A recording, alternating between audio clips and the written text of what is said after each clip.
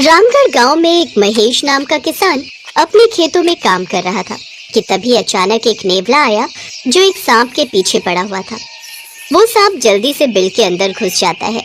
खेतों में काम कर रहे महेश की नजर उस पर जाती है। वो जल्दी से अपना फावड़ा लेकर वहां पहुंच जाता है। ए नेवले, मनसा देवी हमारी कुल देवी हैं और हमारे रहते कोई उनके वाहन को नुकसान नहीं पहुंचा सकता, इसलिए मैं तुझ पर वार करूं इससे पहले तू यहाँ से भाग जा। आम झपकते ही वो नेवला वहां से गायब हो जाता है। ये चमत्कार देख महेश कहता है, अरे ये कैसा चमत्कार था जो पल भर में ही वो नेवला गायब हो गया? क्या वो कोई जादू था?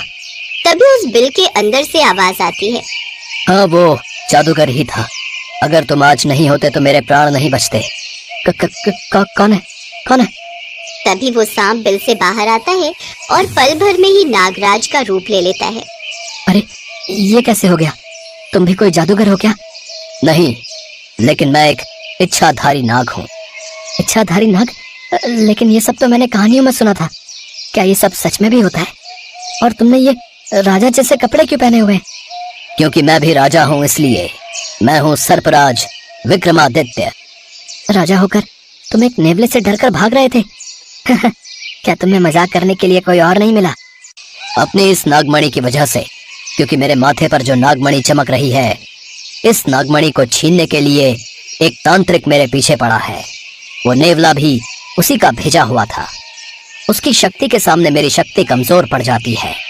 तुम्हें अभी भी यकीन नहीं हो रहा ना? रुको। ये कहकर वो नागराज एक सांप में बदल जाते हैं जिसके सर पर नागमणि चमकने लगती है। अरे बाप रे, इसमें कितनी रोशनी है! बंद करो इसे। इतनी रोशनी तो हमारे गांव में दिवाली पर भी नहीं होती। तभी वो सांप फिर से राजा बन जाता है। इस मणि में मेरे और सारे सर्प कुल के प्राण बसे होते हैं। अगर गलती से भी ये उस तांत्रिक के हाथ लग गई तो मेरा सारा का सारा सर्प कुल समाप्त हो जाएगा। साथ ही वो इतना शक्तिशाली बन जाएगा कि यमराज भी उसे छू नहीं पाएंगे। ये तो बड़ी चिंता की बात है, लेकिन इसका कोई उपाय तो होगा। अगर तुम कुछ दिन के लिए मुझे अपने घर में रहने की जगह दे दो तो मैं तपस्या करके ये पता लगा सकता हूँ कि उसका खेल कैसे खत्म होगा। लेकिन मेरा घर तो बहुत छोटा सा है। ऊपर से घर पर तो वैसे भी मुसीबतों का पहाड़ है। बेटी की तबीयत खराब हुए 20 दिन हो गए, लेकिन अभी तक ठीक नहीं हुई। कितने डॉक्टरों को दिखा चुका, यहाँ तक कि उसके लिए जमीन भी मुझे गिरवी रखनी पड़ी। एक वक्त खाकर दूसरे वक्त क्या खाऊंगा ये भी नहीं पता। उसकी चिंता तुम मत करो।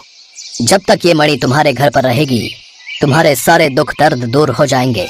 यहाँ तक कि धन धान्य की भी कोई कमी नहीं रहेगी। यहाँ तक कि ये मृत शरीर में प्राण का संचार तक कर सकती है। महेश काफी देर तक सोच में डूबा रहा, लेकिन उसकी समझ में अभी तक नहीं आ रहा था कि वो क्या करे।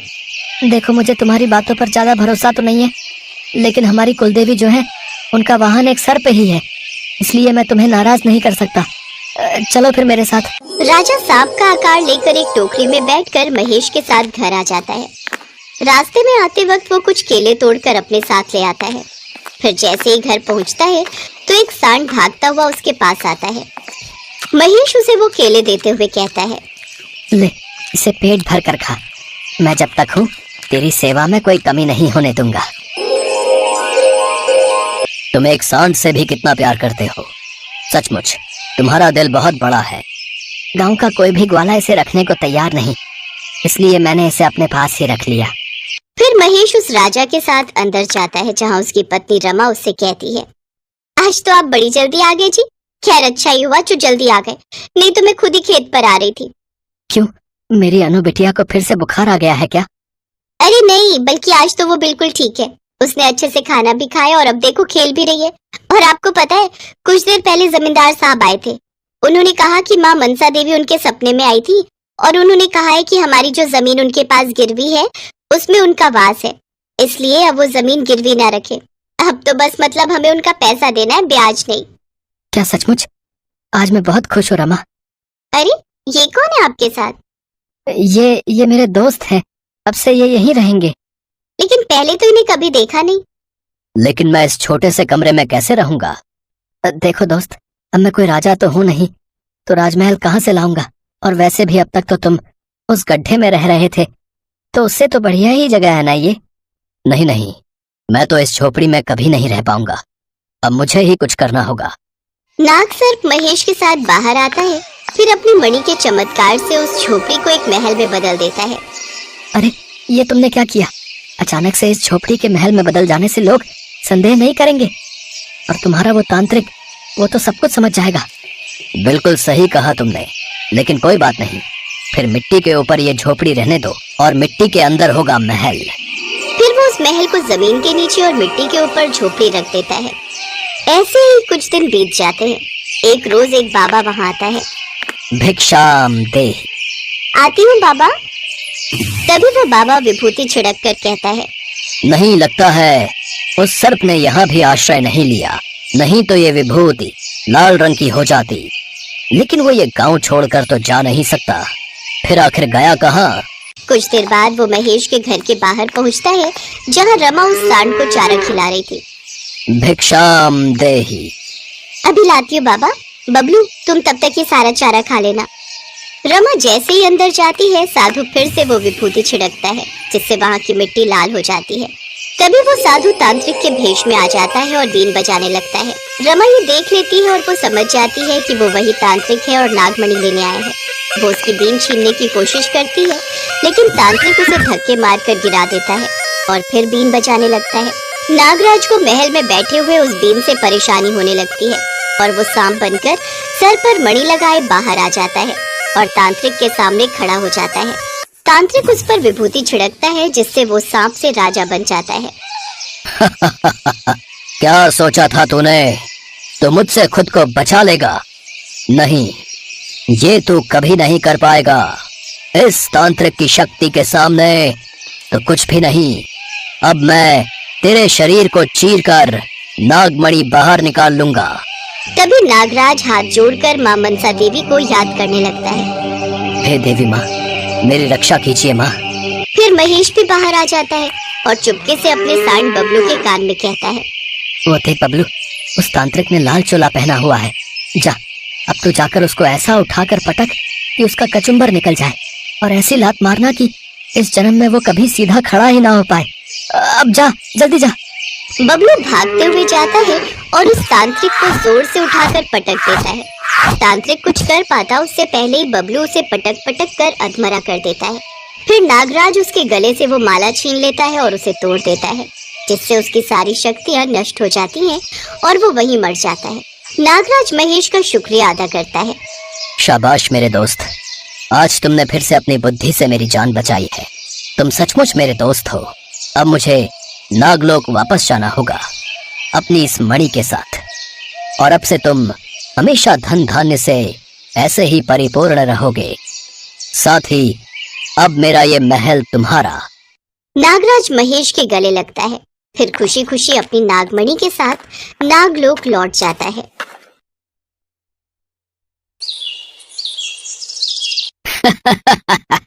मेरे हाथ नागमणि लग गई है, अब मैं बहुत अमीर बन जाऊंगा।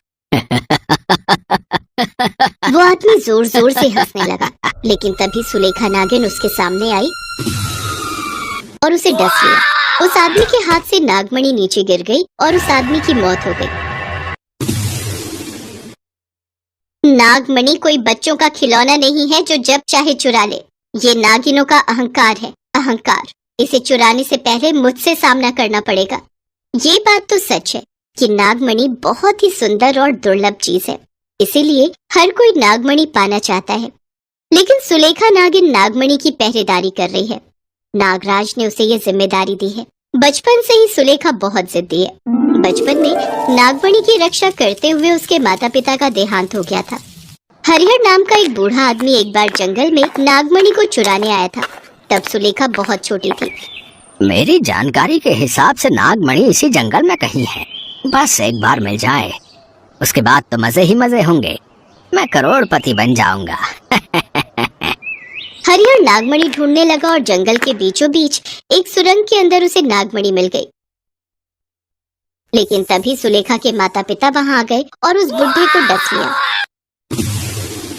हरिहर के पास चाकू था। हरिहर ने चाकू से दोनों को मार डाला और नागमणि छोड़कर तुरंत भाग गया। माँ, पिताजी, ये क्या हो गया? आप दोनों क्यों चले गए मुझे छोड़कर? नागराज वहां आ गए और दोनों का अंतिम संस्कार किया गया। हे नागराज, जिसने भी मेरे माता पिता को मारा है, मैं उसके वंश को निर्वंश कर दूंगी। वाह सुलेखा, तुम हो असली नागिन। आज से इस नागमणि की जिम्मेदारी तुम्हारी है। सुलेखा पहरेदारी करने लगी। उधर हरिहर घर पहुंचा और उसकी सांस फूलने लगी। क्या हुआ है दादाजी? आपको क्या हुआ है? मुझे नागिन ने डस लिया है बेटा। मैं नागमणि की खोज करने गया था। ये सांप और नागिन बहुत भयंकर प्राणी हैं। उनसे बच के रहना। ये बोलकर हरिहर ने अपनी सांस त्याग दी। राहुल बड़ा गुस्सा हो गया। वो अपने दादाजी से बहुत प्यार करता था। मेरे दादाजी को जिसने भी मारा है, मैं उसे नहीं छोड़ूंगा। और मेरे दादाजी की आखिरी इच्छा, वो नागमणि, मैं हासिल करूंगा। ये मेरा वादा है। और ऐसे ही दोनों तरफ एक जंग की सूचना हो गई और ऐसे ही कुछ साल बीत गए। राहुल बड़ा हो गया और उधर सुलेखा नागिन भी बड़ी हो गई। राहुल नागमणि चुराने का प्लान बनाने लगा और सुलेखा उसके माता पिता के हथियारों को ढूंढने लगी। सुलेखा जंगल से बाहर आती थी और पूरा शहर छान मारती थी। उसने उस बुढ़े का चेहरा देखा था। वो चेहरा मैं कभी नहीं भूलूंगी। मुझे उसे मारना है। लेकिन सुलेखा को ये पता नहीं था कि वो बुढ़ा उसी दिन मर गया था। ऐसे ही एक दिन वो रास्ते में भटक रही थी, तभी अचानक से एक गाड़ी ने उसे धक्का मार दिया। मेरा पैर! सुलेखा दर्द से तड़पने लगी और तभी वहां राहुल आ गया। अरे क्या हुआ आपको? आप चिल्ला क्यों रही हो? उस गाड़ी ने मुझे धक्का मार दिया है। तुम शहर वालों में बिल्कुल भी तमीज नहीं है। मतलब तुम इस शहर से नहीं हो क्या? कहाँ से हो तुम? जंगल से। जंगल से? मतलब जंगल में कौन सा इंसान रहता है? सुलेखा से गलती हो गई, इसीलिए उसने तुरंत कहा, नहीं, मेरा मतलब मैं गांव से हूँ। अच्छा तो ये बात है। मैंने सुना है कि गांव की लड़कियां बहुत सुंदर होती हैं। सुलेखा शर्मा गई। राहुल सुलेखा को डॉक्टर के पास ले गया। डॉक्टर ने सुलेखा की पल्स चेक करते हुए कहा, अरे तुम्हारी त्वचा इतनी ठंडी क्यों है? इंसानों को तो ऐसा नहीं होता है। वो मुझे एक बीमारी है, आप जल्दी से दवाई दीजिए। डॉक्टर और राहुल ने उस बात को इग्नोर कर दिया। नागिनों का शरीर ठंडा होता है, ये राहुल को भी पता है, लेकिन राहुल सुलेखा के प्यार में पागल हो गया है, इसीलिए उसने उस बात पर ध्यान नहीं दिया। सुलेखा राहुल के साथ उसके घर गई। सुनो, तुम आज यहाँ रह सकती हो। वैसे तुम शहर किस लिए आई थी? मुझे किसी को ढूंढना है। कोई खो गया है क्या? नहीं, उसने मेरे माँ बाप को मार डाला है और मुझे पता है कि वो शहर में ही रहता है। अरे बाप रे, ये तो बहुत बुरा हुआ तुम्हारे साथ। मैं तुम्हारे साथ हूँ सुलेखा। ये बोलकर राहुल ने सुलेखा को गले लगा लिया। सुलेखा भी राहुल को पसंद करने लगी, लेकिन उन दोनों को ही पता नहीं था कि वो दोनों एक दूसरे के दुश्मन हैं। अगले दिन सुलेखा चली गई, लेकिन वो वादा करके गई कि वो राहुल से फिर मिलेगी। सुलेखा जंगल में लौट गई। नागराज ने उससे कहा, सुलेखा, कल रात को तुम कहाँ थी? वो एक दोस्त के घर में थी नागराज। देखो सुलेखा, तुम एक नागिन हो। किसी इंसान से दोस्ती मत करना।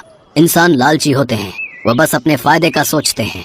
जी नागराज, लेकिन मेरा दोस्त वैसा नहीं है, वो दयालु है, उसने मेरी मदद की। जो तुम ठीक समझो, लेकिन हमेशा चौकन्ना रहना। इंसान कभी भी कुछ भी कर सकते हैं। लेकिन तब तक सुलेखा राहुल के प्यार में खो गई थी। वो बार बार अपने आप से कह रही थी, नहीं नहीं, मेरा राहुल वैसा नहीं है, मेरा राहुल अच्छा है। सुलेखा हर रोज जंगल से निकलकर शहर आने लगी और राहुल से मिलने लगी। राहुल के घर पर उसका आना जाना बढ़ गया। एक दिन उसने देखा कि राहुल के घर में एक कमरे के दरवाजे पर ताला लगा हुआ है। राहुल, ये कमरा बंद क्यों है? कुछ नहीं सुलेखा, उस कमरे में मेरे काम की चीजें हैं। तुम इस घर में कहीं भी जा सकती हो, बस उस कमरे में कभी मत जाना। सुलेखा ने राहुल की बात मान ली। राहुल और सुलेखा एक दूसरे से सच्ची मोहब्बत करने लगे, लेकिन दोनों ही अपने मकसद नहीं भूले। इतने में कुछ दिन बाद सुलेखा को उल्टियां होने लगी। डॉक्टर के पास जाने पर पता चला कि सुलेखा के पेट में राहुल का बच्चा है। राहुल बहुत खुश हुआ। अरे वाह सुलेखा, ये तो बड़ी खुशी की बात है। लेकिन मैं कुंवारी हूँ, किसी को पता चल गया तो क्या होगा? तो मुझसे शादी कर लो। वैसे भी बहुत जल्द मैं अमीर बनने वाला हूँ। अच्छा, वो कैसे? बनने के बाद बताऊंगा कि कैसे। सुलेखा जंगल में चली गई, लेकिन नागराज सब कुछ समझते हैं। उन्होंने सुलेखा को देखते ही बता दिया कि वो पेट से है। छी सुलेखा, छी। मैंने सोचा था कि तुम नागिनों की रक्षा करोगी, नागमणि की पहरेदारी करोगी, और तुम एक इंसान के बच्चे को अपने पेट में पाल रही हो। शर्म आनी चाहिए तुम्हें। नागराज और सारे नागिनों ने मिलकर सुलेखा को बाहर भेज दिया। सुलेखा रोते हुए राहुल के पास चली आई। राहुल, मैं तुमसे शादी करने के लिए तैयार हूँ। ठीक है सुलेखा, तुम अभी आराम करो। आज रात को मुझे कहीं जाना है। आज मेरा मकसद पूरा होने वाला है। आज मैं बहुत अमीर हो जाऊंगा। सुलेखा सो गई। रात को उसकी नींद टूटी, तब तक राहुल बाहर निकल चुका था। असल में उसे नागमणि का पता चल गया था। वो वही लेने गया था। वो जंगल में घुस गया और नागमणि को ढूंढने लगा। उधर सुलेखा नींद से उठकर घर के अंदर इधर उधर घूम रही थी। ऐसे ही वो उस बंद कमरे के बाहर चली आई। इस कमरे के अंदर है क्या, जरा देखूं तो। सुलेखा नागिन बन गई और दरवाजे के नीचे से कमरे के अंदर घुस गई। और वहां घुसते ही उसने जो देखा, उससे उसके होश उड़ गए। उस कमरे में नागिन और नागमणियों को लेकर बहुत सारी किताबें थी और दीवार पर राहुल के दादाजी की तस्वीर लगी हुई थी। अरे, ये तो वही है जिसने मेरे माँ बाप को मारा था। इसका मतलब राहुल इसी खूनी का पोता है। इसका मतलब राहुल नागमणि चुराने गया है। नहीं नहीं, मुझे अभी जाना होगा। सुलेखा तुरंत वहाँ से निकल गई। उधर राहुल को वो गड्ढा मिल गया जिसमें नागमणि थी। राहुल ने नागमणि निकाली और तभी नागराज वहाँ चले आए। बाकी नागिनें भी चली आई। देखो, मेरे पास मत आओ, मुझे नागमणि लेने दो। ये मेरे दादाजी का सपना था। तभी वहाँ सुलेखा चली आई। रुक जाओ राहुल, तुम ये नहीं कर सकते। सुलेखा, तुम यहाँ कैसे? कौन हो तुम? तभी सुलेखा नागिन रूप में आ गई और फिर से वापस सुलेखा बन गई। तुम एक नागिन हो? हाँ, नागमणि के चक्कर में तुम्हारे दादाजी ने मेरे माता पिता को मारा था। और तुम्हारे माँ बाप ने मेरे दादाजी को? तो फिर बदला पूरा हो गया। अब और खून खराबा करके क्या फायदा। मैं तुमसे प्यार करती हूँ राहुल। मैं भी तुमसे प्यार करता हूँ सुलेखा। तुम सही कह रही हो, लालच बुरी चीज है। नागराज, ये नागमणि आप रख लीजिए और सुलेखा को मेरे हाथों सौंप दीजिए। नागराज खुश हुए। बड़े ही धूमधाम से राहुल और सुलेखा की शादी हो गई। नागमणि नागराज के पास ही रही। कुछ महीनों बाद राहुल और सुलेखा की एक बेटी हुई और आखिर में प्यार की जीत हो गई।